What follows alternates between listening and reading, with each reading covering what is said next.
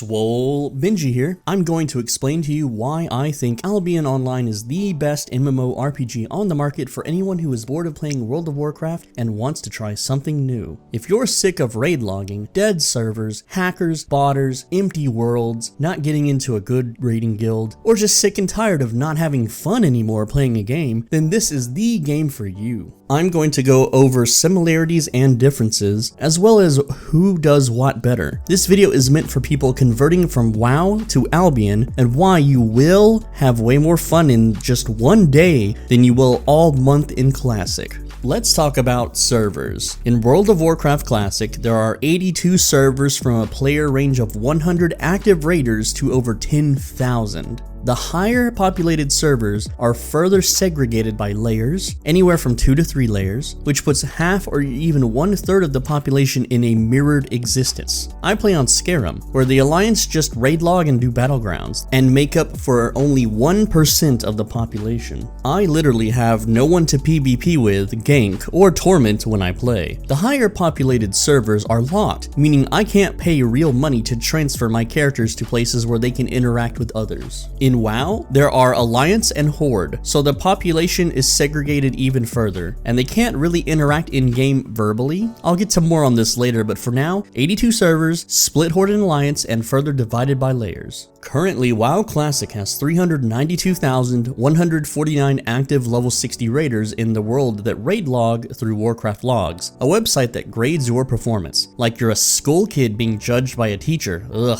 This doesn't count those under level 55 and those that don't raid or log their raids. But that number doesn't matter because you're stuck playing with a fraction of the number on your server, layer, and faction. So, what about Albion? In April, Albion had a monthly active population of over 500,000 players and is only continuing to increase, which is more than WoW has, which is decreasing. But get this, Albion does not have layering, does not have shards, and doesn't even have different servers.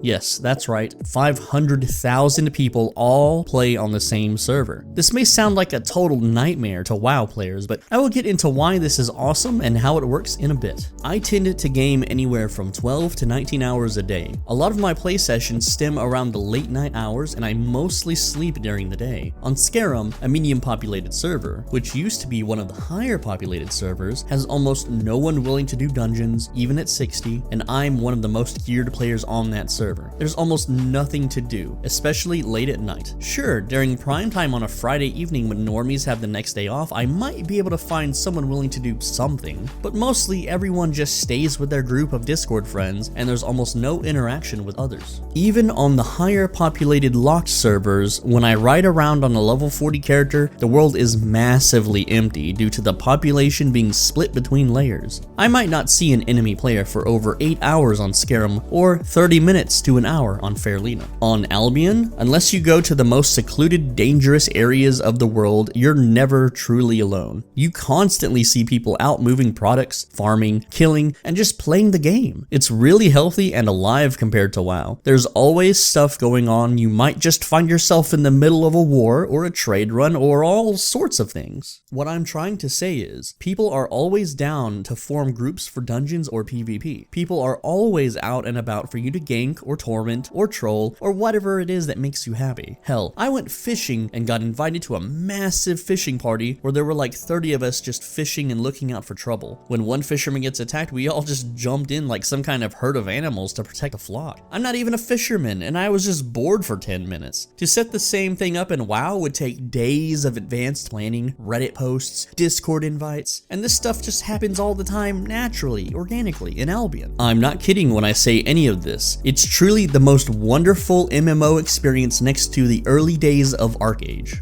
You may think I'm picking topics at random here, but I'm thinking of the biggest impacts of fun. So let's talk about gear and abilities. In WoW, most of the reason anyone does anything in that game is for gear. WoW's main grind is getting gear. You do dungeons, then raids, then harder raids, and you continue to do the same raid over and over and over until you have all of the items. The gear grind is not something I enjoy join WoW, and let me explain why. In vanilla, it took 6 months of Onyxia before I saw a single Bloodfang hood drop. In Classic, it took 6 months before I saw a Night Slayer boot drop. Do you know how bad it feels to kill a boss and not see an item drop? It's much worse for other players who play Warrior or Mage. In a former guild I was part of, Eternal Gamers, one of the main tanks had 10 warriors who all did Molten Core every week to try to get at least one of them Thunder Fury. To this day, he has not seen a single binding drop across all of his characters. In WoW, gear is very unique and opens up different pathways to play your character. Set bonuses from in-game gear can give you a massive power spike, so it makes sense to never settle for less. For me, it was always stressful getting gear, because getting gear means you're denying someone else the same gear. I never ever want to play a game where I have to kill a raid boss for hours every week for months for a chance to get an item while having to convince or compete with 6 other players also after the same items. This is of course if you're in a decent guild that has their stuff sorted. Most guilds you join these days, if you're new, undergeared, inexperienced, take 4 times as long to clear a raid, if at all. And most of these guilds have angry raid leads, constant wipes, and it's just so stressful, time consuming, and honestly just unfun. Then, once you have it, you're stuck with it forever because it's soulbound. You can't sell it to other players or let a friend borrow an item for a dungeon. I don't understand why my rogue can't let a friend use his Perdition Blade. It makes no sense. Albion does this better in a sense that all gear in the game is made by players. Items found off mobs or in chests are items that players have dropped or lost in the world, or items that players have sold to a black market, which is a sort of auction house that oversees a shortage of items and puts a bounty on them for people to trade in for currency. In Albion, unlike WoW, there are no truly unique one-of-a-kind ultra-rare pieces of gear that do unique things. You won't find a Perdition Blade dagger with a unique proc and a unique look that has a 1% chance to drop from a super monster that requires you to get 40 people together to beat. You may be thinking, well, this is crap. WoW is better because of cool items. But that's where you're wrong. In WoW, the high damage dagger is the same as everyone else's high damage dagger, right? Same fire damage proc, etc. In Albion, your gear augments your abilities, procs, and other things. So in Albion, say I want to debuff the enemy and make them attack 50% slower. I just put on a cape that does that. Or say I want to attack proc that shoots chain lightning. I swap to a different cape that does that. In WoW, the only way to get this effect would be to acquire Thunder Fury, which is something almost no one gets the privilege of having unless you're incredibly lucky or multi-boxing many hours of raid per week. So what would the Perdition Blade, one of the best daggers in WoW until AQ comes out, be in Albion? Well, that would be the tier 8.3 dagger. I managed to get a Perdition Blade in about 2 months of raiding. In Albion, to get such a dagger, I'd have to buy one, craft one, or kill a player that has one and take it. It's highly unlikely to drop one in a dungeon or a chest unless a player in the world lost theirs and did not have it looted by another player. An 8.3 dagger, which is the meta weapon right now, costs 2.9 million, which would take me about 6 hours of in-game farming to get. Now I know what you're thinking. If gear is so easy to get, why bother? Well, for starters, you can't even use this dagger until you are a master at using daggers, which takes longer than grinding 1 to 60. Secondly, unless you stay in yellow or blue zones, it's a huge gamble to go into a dangerous area, as Albion is a full loot PvP game, much like Rust, Escape from Tarkov, or Ark. If you're going into a dangerous area, it makes a lot more sense to use a cheaper dagger that is slightly less powerful because if you end up dying, you aren't out of a small fortune.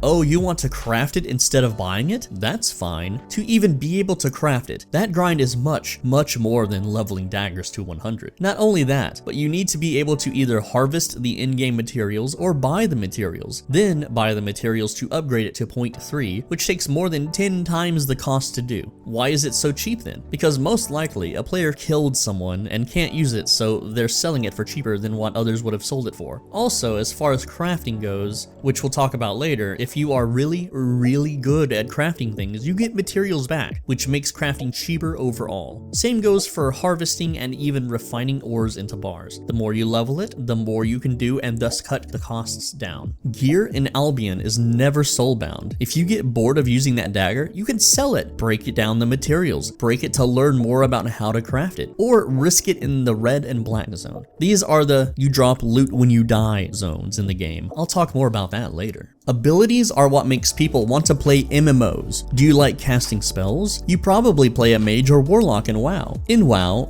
the abilities you want to use are tied to the class you choose, and you can't change classes without making an alt or re-rolling entirely. All the progress of that character you are now bored of playing is halted as you progress a new character. But what if instead of re-rolling, you could borrow or mix abilities instead, like being a mage that could use Aspect of the Cheetah instead of Blink, being a rogue that could use Blink instead of Sprint, or a warrior that could use a Paladin bubble instead of a Warcry. In Albion, your abilities are tied to the gear you use. Your weapon gives you 3 abilities, your helmet, chest piece, and boots give you 1 ability each. Each weapon has different variants, all with their own abilities as well. So since this is a rogue channel, we'll talk about daggers. 6 different daggers with abilities like high burst, high damage, lifesteal on auto attack, a huge eviscerate style burst that takes your combo points, so to speak, claws that hold an enemy in place and apply a heavy bleed and does a crap ton of damage, a thin sword that lets you dash and stab all enemies in a line that does more damage if the enemy is weak, fist weapons that let you stun, knock enemies away, and dispel their buffs, and curved daggers that let you attack while remaining in stealth. As you upgrade the weapons, you unlock more abilities you can also use, and as you upgrade your level in the weapons, you deal more damage. But also leveling the weapon affects all weapons in that tree, and leveling just the normal weapons to 100 specialty is a much heftier grind than doing 1 to 60. The artifact weapon category combines 3 weapons, but also takes about 4 times as long to level, and in the next patch they're undoing that to make them separate. So your weapon specialty, your overall weapon specialty, quality of the item, and tier of the item affect how strong you are. In WoW, you have to look at spreadsheets and YouTubers like me to figure out what you should use. The most asked question in my Discord is what weapon is better? In Albion, you always know what is the better item in terms of power. A tier 1 item is the weakest and a tier 8 item is the strongest. Simple, easy. You then choose what weapon you have the most fun or feel the most comfortable with, or what you like doing, and then you play. The same applies to armors. If you want to be a warrior that wears cloth so you do more damage, that is totally fine. If you want to be a wizard that wears plate armor so you're super tanky and hard to kill, then go for it. There are 15 different weapon types, each with 6 different weapons for that type. 3 different grades of armors, cloth, leather, and plate. Each armor has 8 different versions, and next patch they're adding another weapon type for each weapon. I'm really bad at math, and this is before